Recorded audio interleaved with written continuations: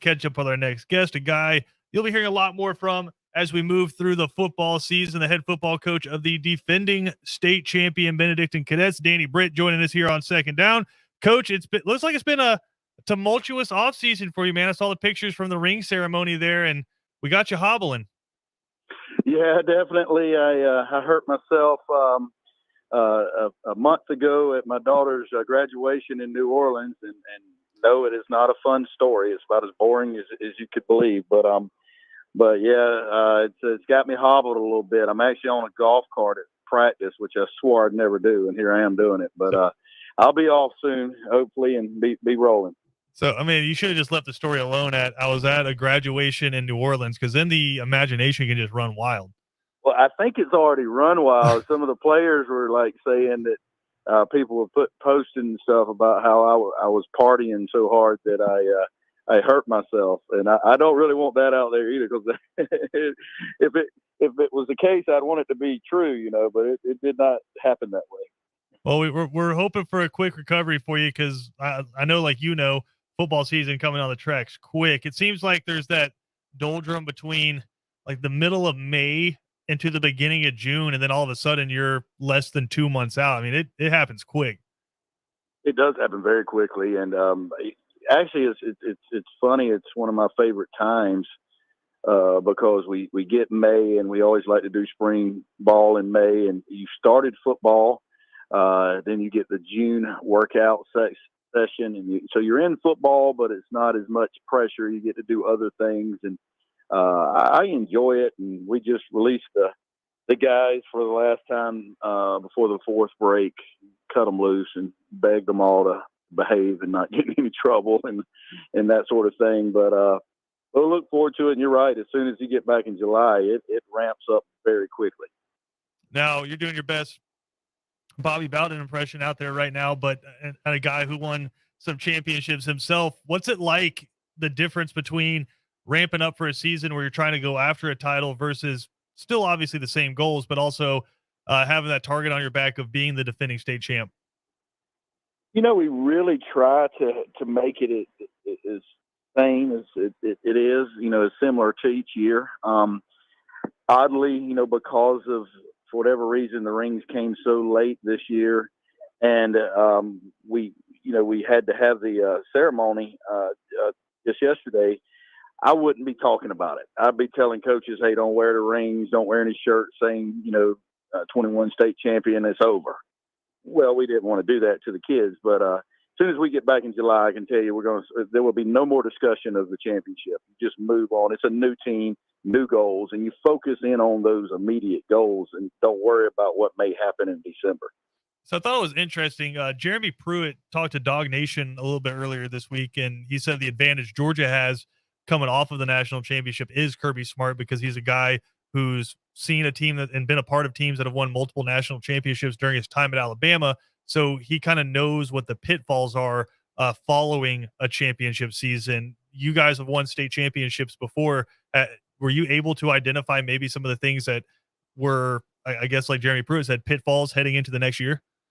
Oh, definitely, without a doubt. We've learned. We were talking about that as a staff today after releasing the kids. That and we were doing some fun talking, comparing teams and all that, like everybody loves to do, and having fun with it. But we also said, hey, we got to make sure that we don't fall into those things. And some of them is what I just said. Just talking about last year's championship, it's over. It's over. Just like you can't just constantly dwell on a bad ending. You have to move on and focus on the positive and focus on what this team can do. So that's just one of them. I think others is, relaxing and believing just because if you show up and do similar work, you'll get the same results. That's not the case either. That's like saying every athlete's the same. Some athletes have to work harder and do more to get the same result. And each team's going to be that way. And, there's things, lose an entire offensive line. You know that you're going to have to replace that, but there's no replacing what that group had built together. It's going to take a lot of time. So there are definitely those pitfalls that we now have the ability to look at and say, hey, remember back when we fell into this trap? Let's don't let this happen again. we can talk back now and look at those things and make sure we don't do them. Now, Coach, we haven't had a chance to catch up in a little while. Obviously, football season came to an end, and then we get busy with a lot of stuff. But one of the conversations we had immediately following the NFL draft was that the state of Georgia by itself had 40 players drafted in this past NFL draft. The only state that had more was Texas with 42 players drafted, but Texas has nearly 3 times the population of the state of Georgia. So just me putting mathematics out there and maybe being a little bit biased because of where I played, I feel like Georgia has become probably the best high school football state in America. And if not, it's certainly fighting for that spot. What's your opinion on that?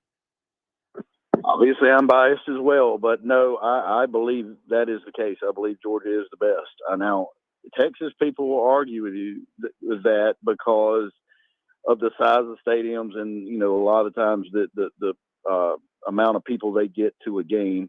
And I think there's other factors of that. A lot of it is maybe they're so far away from, you know, a college stadium or whatever that is what they go to. But I think it has become, as far as coaching, athletes, the caliber of competition, I think Georgia has become the best state. And there's other great places too. Of course, I know that, but I really do believe that Georgia has kind of made that leap.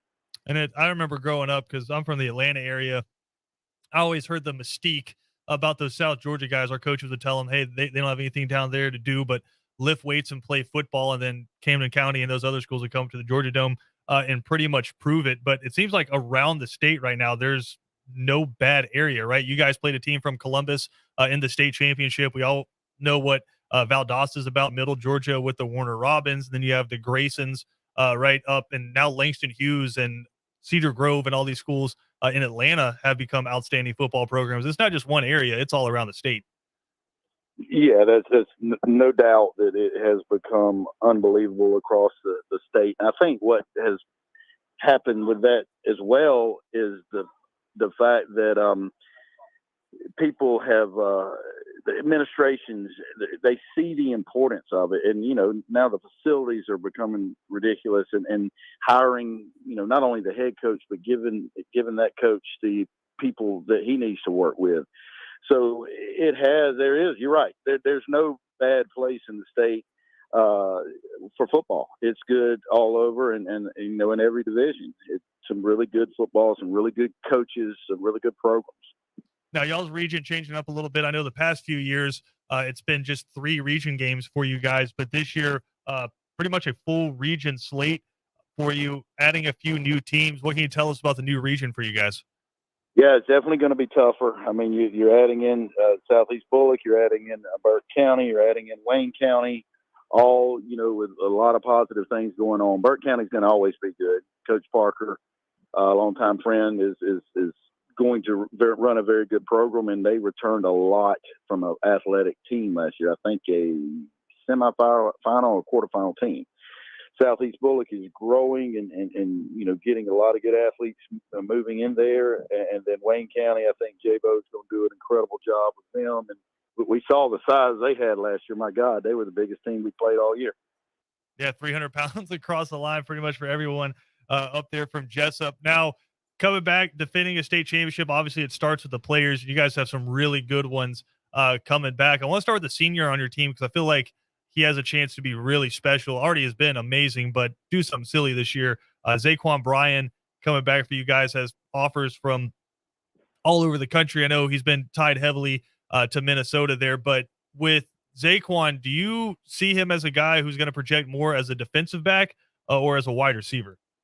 I think he's a defensive back at the next level, and he's committed to Minnesota and that to play corner. I think that's what he can be, and I think he has a chance to be that then at the highest level. So he can do a lot of things, obviously, even in college. But I feel like that's going to be the best shot for him. But for us, he's going to do everything. So everything, and give him some water and ask him to do everything again.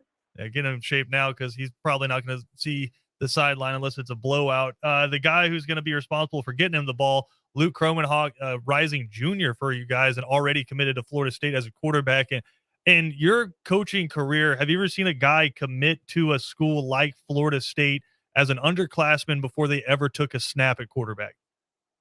No, I've never seen that. Obviously, never had it. I mean, first of all, let's be honest. We're never going to have a situation again where you have a Holden Geriner warming up throwing to a Luke Rumenhoff. I mean, two what I think are both going to be future NFL players. So that was just Yeah. special. I mean, we need to mark that in our memory.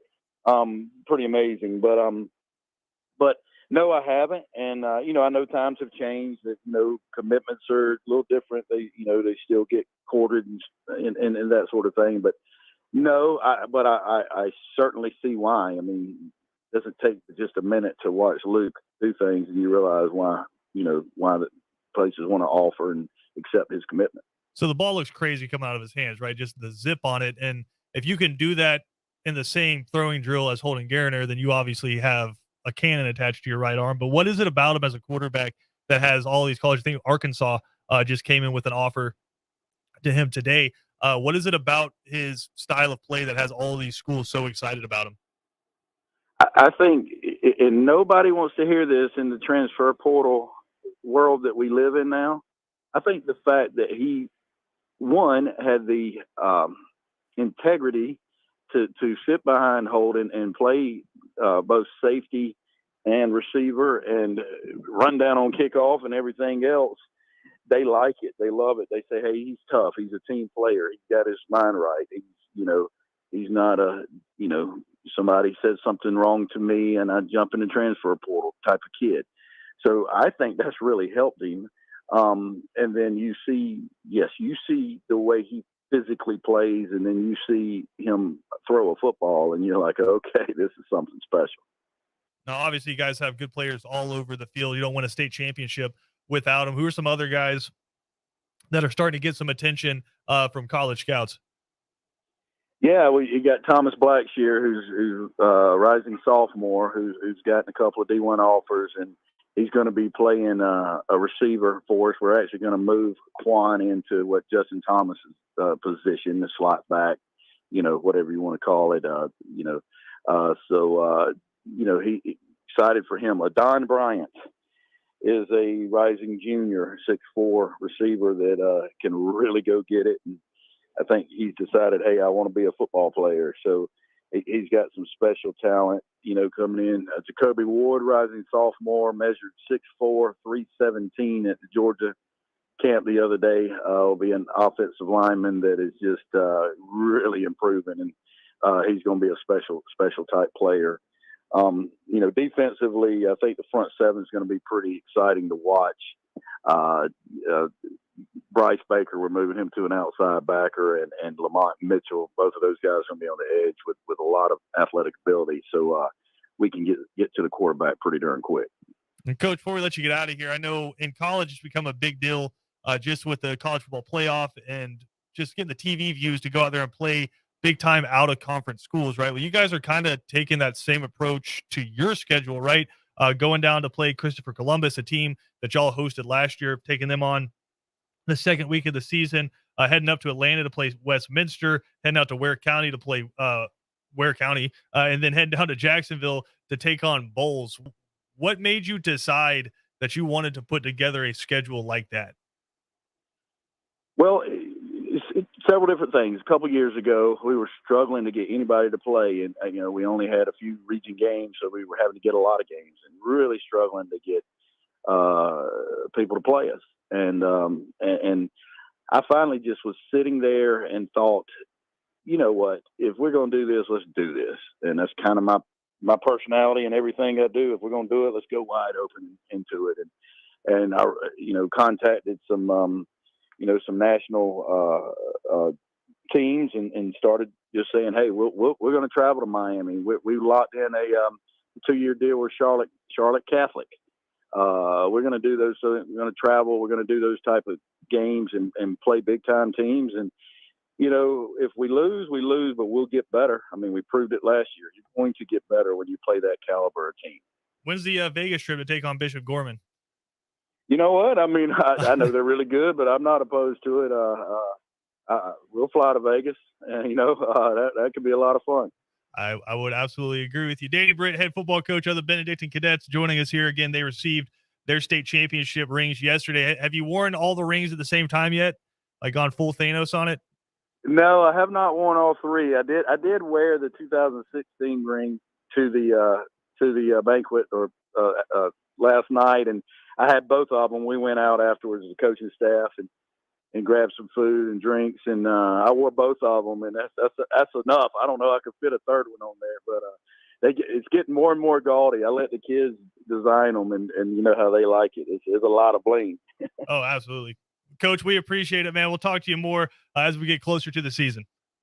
Thank you so much, Christian. Appreciate you. Again, Danny Britt, head coach over there at BC, kind enough to take some time with us today. We'll come back. We got some college football news to dive into next right here on ESPN Radio.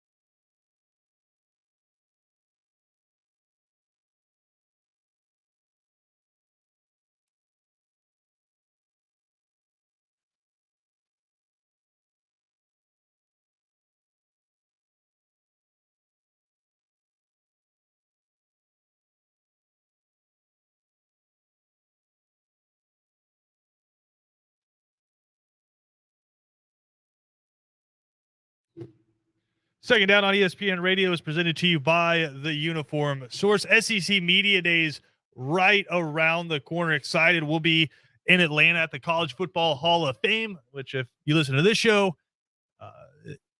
we'll just say that's an interesting dynamic. But we'll be live at the College Football Hall of Fame, and you'll be able to catch all the interviews with players and coaches there. We had some breaking college football news earlier.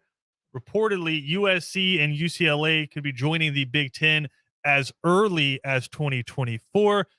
But, I'll let Kevin and Ben prognosticate about that, because you can just get lost in a whole bunch of different rabbit holes talking about that. I wanted to come in today and talk about the SEC East. We'll probably do the SEC West tomorrow, because I wanted to break down, as you're looking at the schedule for these SEC East teams, what are the most important games for each of these teams? Obviously, goals are different from Vanderbilt to Georgia, but there are crucial moments throughout the season where your season can be broken, or you could build off of a game in particular. So what I'm going to do is go from the bottom up based off of last year's standings. So therefore, we'll start with Vanderbilt. Now, the Commodores, not expecting a whole lot out of Coach Clark Lee and the Commodores coming up in 2022. In fact, I believe that their game on September 3rd against Elon is the most important game of the year for the Commodores for a few reasons. Namely, it is sandwiched between two other out-of-conference games at Hawaii and at Northern Illinois. Yes, the same Northern Illinois that came to Atlanta last year and beat Georgia Tech. And Hawaii, not a bad football team. So sandwiched in between that is an Elon game for Vanderbilt. Why is that important? If the Commodores aren't able to win that, I think they're going 0-12 next year. That is a bad football team in an improving SEC West, and Vanderbilt's crossovers into the West don't help them out a whole lot. So again, they're out of conference is Elon, at Hawaii, and at NIU. I don't think they win either of the games on the road. Got to win the Elon game. I don't think that's a given, because last year Vanderbilt got beat by Eastern Tennessee State, which is a very good program, but an FCS one. So Vandy, take care of Elon, or you could see a big fat 0 in that win column. Moving on, Florida, who finished second from the bottom last year in the SEC East. I think Kentucky is the biggest game on Florida's schedule. You could point to the world's largest outdoor if you'd like to. You could point to Tennessee holding on to their win streak over the Volunteers. But I think it's Kentucky, because it's immediately after Utah, which is going to be a really tough opener for Florida. So they could potentially start 0-1. And then you have Kentucky at home, which, yes, Florida's been down, Kentucky's been up. But traditionally, this is a spot where Florida dominates Kentucky. If you can start the season 1-1 with a win over a very good Kentucky team, that's some positive momentum, versus there's a chance you start the season 0-2, maybe get a win there over UCF the next week, and head into Tennessee, which is going to be a raucous, to say the least, Neyland Stadium at 1-2. I think Tennessee's probably 3-0 going into that game. You'll be 1-2 heading to Neyland Stadium, and the Volunteers smelling blood.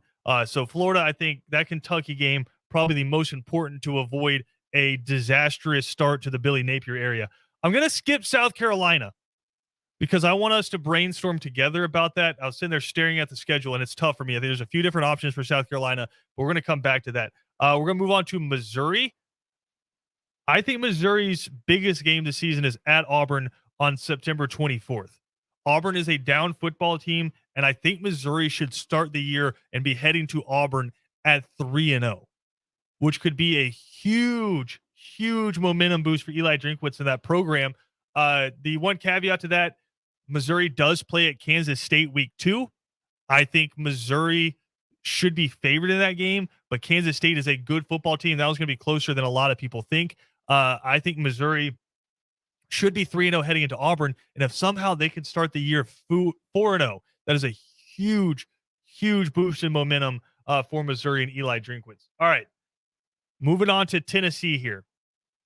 I think there's a few different options. I would hear Georgia, because you're fighting for that SEC East crown. I would hear Alabama, because you're trying to get out from underneath a 15-game losing streak to the Crimson Tide. But in terms of what Tennessee wants to do in year 2 under Josh Heupel, I think the biggest game, the one all the Tennessee fans have circled going in to this season, is week 4 against Florida. I know we've already talked about this matchup from the Florida perspective, but I think from the Tennessee perspective, this is a must win game for the Vols because I don't think you're at Georgia's level yet, and I certainly don't think you're at Alabama's level. I don't know if anybody in college football is coming into this season, but you have 3 losing streaks right now in your 3 biggest rivalries, right? You've lost 5 in a row to Florida, you've lost 5 in a row to Georgia, and you've lost 15 in a row to Alabama. You're not going to wipe off all 3 of those this year, probably not knocking off 2 of those. If you can get one, reset one of those, go out, obliterate Florida in what should be a awesome night in Neyland Stadium, right? Obliterate Florida. That's a program building win. I think that's the biggest game for Tennessee coming up this year. Kentucky, I know we've already talked about this matchup as well, but just flipping perspectives, I think their most important game is September 10th at Florida. You have been consistently the second best team in the SEC West for half of a decade, or SEC East, excuse me, for half of a decade, right? Mark Stoops quietly has done one of the best coaching jobs in America over the last 10 years. Go down to Florida, beat the hell out of the Gators, and solidify yourself as that team. What you don't want to let happen is letting Billy Napier breathe some life and breathe some hope into that program because Florida should be the number 1 or number 2 team in the East, right? Florida should be. You got to do what Georgia's been able to do, which is hold the Gators down, keep them from building back up to the monster that they can be, right? So I think that second week for Kentucky, when they head down to the swamp, if they could take down Florida, that's huge. It's addition and it's addition by subtraction, right? You put a dent in the armor of Billy Napier and the Gators, keep them down, but also you can boost yourself up by getting a huge win. Anytime Kentucky can win in the swamp, regardless of where either program is huge for Kentucky. And that keeps you kind of in line for your goals, which are always playing Georgia late in the season for a chance to win the SEC East, right? Kentucky over the last few years has had a one-off against Georgia the last couple of weeks of the season for a chance to win the SEC East. It's so late in the season that Georgia wouldn't have a chance to recover and hope Kentucky loses, right? So Kentucky is playing for that one-off chance, right? You can drop one because Georgia's probably going undefeated in the East. You can drop one game and then beat Georgia just for a one-off and go and play in the conference championship. That's what Kentucky's eyeing in 2022. All right, Georgia, I still think it's Jacksonville. I know a lot of Tennessee fans out there are feeling themselves coming in to this season, but I still think Jacksonville is the biggest game on the schedule for some of the same reasons I said about Kentucky. You want to breathe life into the Florida program. Let Billy Napier in year 1 upset Georgia. That just completely reinvigorates an entire fan base. Or you can flip it to the other side, which is we got a new coach. We're coming in. We're feeling good about our quarterback. We have a lot of positivity coming into this. And then you get a 49-10 or something like that in Jacksonville, right? Just a smackdown and all of the aspirations immediately subside. And you're like, oh, yeah, wait, no, we've been pretty mediocre. Georgia has to beat the hell out of Florida to keep the momentum going, the domination that they've had in the SEC East over recent years. Because we've seen Florida's a team with a propensity to pop up if they have just the stars aligned, right? Kyle Trask and Kyle Pitts on the same team, all of a sudden you can't stop them, right? It takes a historically good Alabama offense to upset, or not upset them, but to knock them down in the SEC championship, or somebody throwing a shoe in the last game of the regular season. So I think Georgia, Florida, the biggest matchup for Georgia coming up this season. I know it sounds boring. Feels like it's always the biggest matchup. Not an overly tough schedule for Georgia in 2022. I think this is the biggest game on their schedule. We're going to take a break. We'll come back. We'll determine who it is for South Carolina next, right here on Second Down.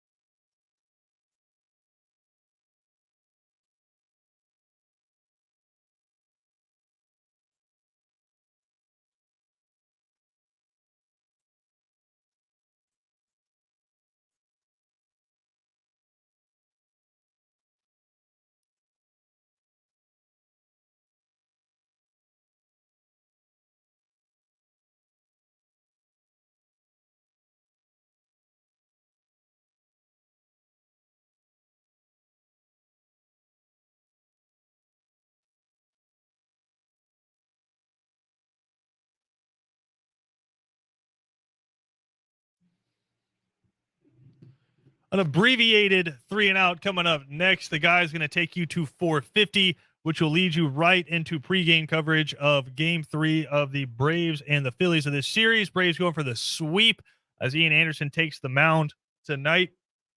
First pitch set for 6:05. We got some business to wrap up before those 3 and Out guys come in here and kick us out.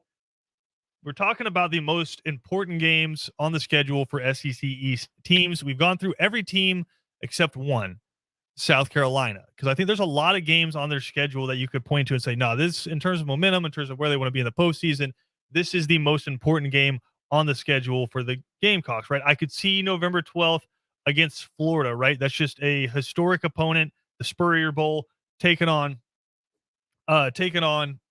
Florida, right? I could hear Georgia week 3, noon kick, taking them on at home. It's going to be on big ESPN. So all the eyeballs for that noon kick, I can hear that. You're taking on the defending national champions. But I think it's the week before that is the biggest game for South Carolina this season.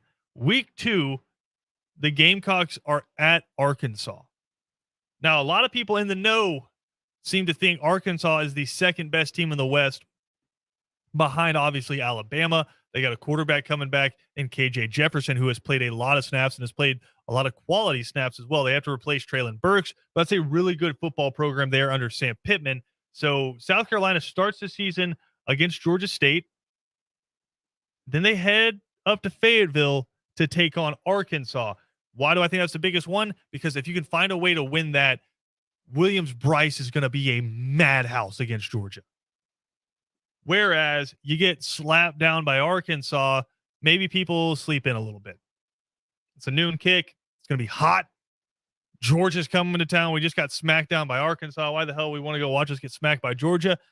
But if you can somehow upset those Razorbacks, Williams-Brice is going to be rocking. 3 and Out coming up next right here on ESPN Radio, leading you right into Braves pregame coverage starting at 4:50.